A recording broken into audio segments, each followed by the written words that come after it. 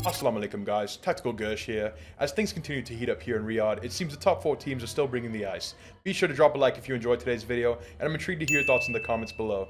Be sure to subscribe as well if you're new. Thanks Tactical Gersh for running the intro. We have plenty to get through today. With OpTic Gaming getting the victory as they have done, it does not necessarily mean that their bracket is going to be easy from here on forward, as we shall definitely dive into. Let's go right on. Cloud9. I honestly thought this, this is Javed, right? Of course, ReeaL, the coach of the team. I genuinely thought this was like the bloke in the store selling him the thobe or whatever. I think this is called a thobe anyway. I'm not sure about if it's the same name in black. But then I realized that's actually Javed. So this is a really funny picture. We've got plenty to get through though today. Before we get to like the matches and the drama, and because there was a fair bit of that going on, I wanted to just go through some of like the behind the scenes stuff at the event here, really, because this, they've been doing lots of great content like this with the players. I know that it can be a bit of a stretch for the players to get everything going, but I just have been pretty impressed by like the extent they've gone to here, right? Drawing the logos and stuff, because the players all got it like Tuesday, and on the Wednesday they did like so much content. It reminds me a lot, if you guys have watched like ESL Counter-Strike events, it reminds me more so of that, when they just have loads of stuff to work with over the course of the weekends. And like the turnaround time on it, I know like there's some things about this event which aren't perfect. I would love this to be double LM, and we'll get into why over the coming minutes. You know, there's some things I would change for next year for sure, but the way it's been done in terms of like the behind the scenes stuff is like the CDL can definitely take notes from some of this, because the amount of content the CDL comes up with before, during, hyping up the event and stuff like this compared to what they were able to achieve in one day, and then the editing team putting in a shift, I guess, that evening. Like the intros for the teams are fire this event. Like when they introduce the team on stage, the videos they come up with, some of them are better than what the CDL teams came up with this season. And they were literally made in, 10 minutes in a studio, and then an editing team putting it together. So I've just been, impressed by the team that's working on this stuff behind the scenes. This content was pretty funny as well. As I say, there's, I think, some things that we can take away from this compared to next year, CDL, all that type of stuff. But let's dive into this OpTic series, because this was a critical one for them, trying to get over the line and beat the Carolina Ravens. I thought this was going to be a pretty interesting series, and it kind of was, but I was just impressed by OpTic here, really, because Ravens have formed this new team. Clay is gone, Beans is in. I liked the change, I think for good reason, and I mean, look, I'm not really going to comment so much more on this tweet, to be fair, but the game gets underway. OpTic go up 1-0, and this was a pretty emphatic 1-0 start. Beans was frying early doors, but then Pred came to play, Shotzzy turned up towards the end, and a couple of misplays really from Ravens, but OpTic just played really well, and Ravens are an interesting team. They brought in Beans for Clay. They've improved on some level, I think. They've also been practicing for some time. That's why I felt like this series was interesting. I thought that it could go 5. I even thought Ravens could win, because OpTic got back into their practice a week or so ago, pretty much, whereas Ravens, they didn't make champs, they made the changes they did, and they've been grinding now for a good couple of weeks. So I thought they'd be pretty well prepared for a series like this, which I think they kind of were, and they've made it through to the bracket. We'll discuss that over the coming minutes, but OpTic were just a step above here. They won the game on a really good map for them, of course, the 6-star. I will say the decision making from Carolina to play the maps they did, I wasn't massively impressed by. I mean, playing them on 6-star and sub-base hardpoints, I'm not sure that's the way to go. The Surge, though, again, it was kind of like classic OpTic in some ways. I think they will have to have some takeaways there, watch the VOD back, because they go up 5-3 on a high-rise Surge. They then lose the next couple of rounds, and in the round 11, Beans clutches a 1v2 that he never really should have clutched. I mean, like, Dashy got a 2-piece to even keep the round competitive, and then Beans went kind of crazy to actually win the series, or win the game. Definitely not the series for the Ravens. So that was definitely interesting for OpTic to have a look at, because still that high-rise Surge is causing them some problems. But I think that, look, Dashy found himself in like 6 clutch scenarios. I'm not sure he won any of them, and he usually will win at least a couple of those, and I'm sure that after this series he's probably thinking, damn, if I'd have only won that one or that one, then we could have been in a different spot. It's not like any of those clutches were like easy, apart from the round 11, but I think he'll back himself to do better when he's in more clutch situations in the future. But OpTic then just dominate the control. This is no surprise. Karachi control. Again, I'm just surprised the map set the Ravens went with here, because I genuinely felt like they had a good chance in this series. but they played a Karachi Control, a Sub-Base, and a 6-star Hardpoint, which I just don't think are great maps for them when it comes compared to OpTic. So in the end, OpTic basically just slammed them in the series. I will say one other thing, the OpTic guys did a good job of kind of correcting this, is actually showing who's up in the series. Like, the overlay isn't the best here, right? It's really difficult to tell who's won how many maps. Is it 1-0? Is it 2-1? Is it 2-0? Because it's gold on white on black. It's just a little bit unclear, especially on the smaller screen if you're watching on mobile. So that's one other thing they're going to have to look at there. But of course, OpTic take the win. This was funny though, right? Because Fellow had a stinker here, certainly in the control. And it's interesting with this team because inconsistency is definitely part of all of their plays. This is talking about the Ravens. Ravens can be very nice when they're all playing well, but that's far from guaranteed when you've got the likes of, you know, TJ and Fellow having some stinkers here and there, and that was certainly the case of Fellow. It was funny really because he started off game one cooking, like he was 5-0 the start of the game one, then he went like 6-18 over the next 18 or so lives, and you know, then it was all kind of downhill from there. The control of course wasn't good either, and dropped 6 in this. Pred was letting him know afterwards. I think this was the screenshot of that.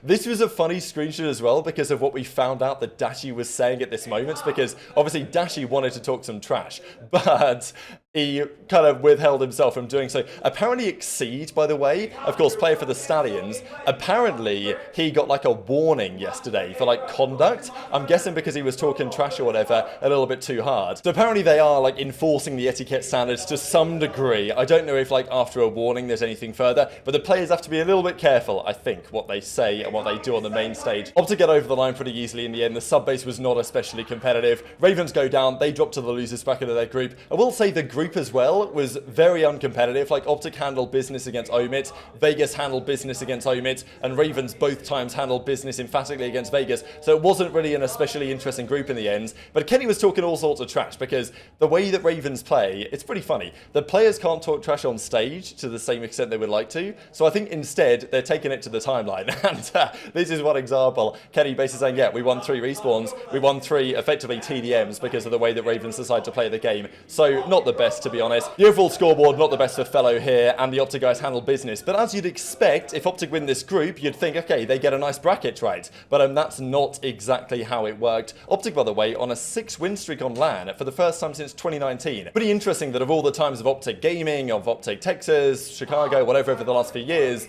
it's now that they're on a 6 LAN win streak, including champs and now this event and everything like that. Dashy and TJ were teammates back then. And of course, Dashy beats TJ here to kind of keep the streak alive. Bit of drama as well going on here between Gizmo and Fellow. So Gizmo was then saying, hey, if Ravens kept Clay instead of Fellow, this team would actually be good. So this is pretty spicy, really. Gizmo, of course, was in the league on that London team a couple of years ago. Pretty good at the start of Vanguard. Then some personal stuff with Gizmo, and unfortunately hasn't been back in the league since then. So the argument is that clearly I think Beans has been fried, deserves on that team.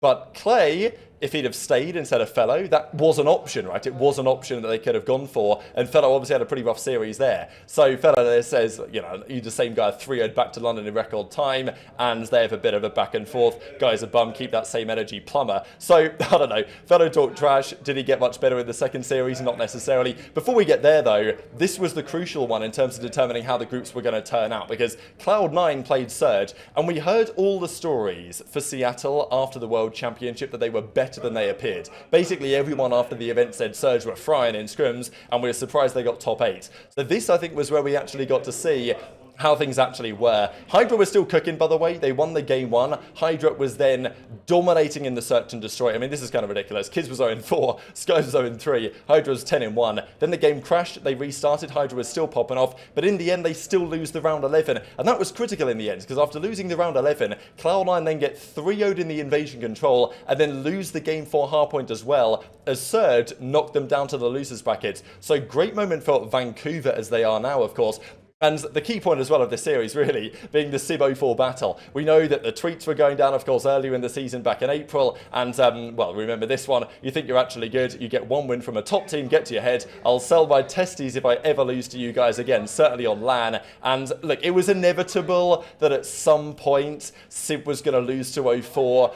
today's the day that it happens, and Vancouver Surge's socials are absolutely ready for that one. So this is pretty comedy. My understanding is that those guys, there was a bit of beef at the time. I think now they're kind of chill. I think they've resolved it to some degree. So anyways, Dante says at 04, and well, he replies to this guy, stop costing your team. Pretty funny, I gotta say, this whole debate. And Sib obviously taking his L where necessary, but they still bounce back, of course, later in the day. But now their task gets much more challenging with who they're actually going to end up playing tomorrow. So this was the overall numbers on that one. And yeah, Sib had a good series. He's been cooking, to be fair. And HyDra down the line, despite a great start, didn't have the best one. Just a great performance from Surge. Looking forward to seeing how they can do in the bracket.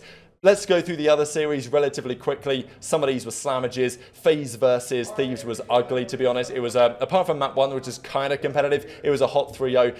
aBeZy's been absolutely unbelievable, by the way. Obviously, he's been under some degree of pressure. They were never going to, like, drop aBeZy, let's be real. But nonetheless, he's been frying. And I think after this series, I saw him at the massage parlor over at the player lounge. And so clearly he's living good and feeling good this weekend. And it's showing in his gameplay, it seems. This, however, is the debate, isn't it? On the whole Ghosty thing. Because it isn't really a secret the Ghosty's on that Papania over there in LA, getting ready to go for all the matches.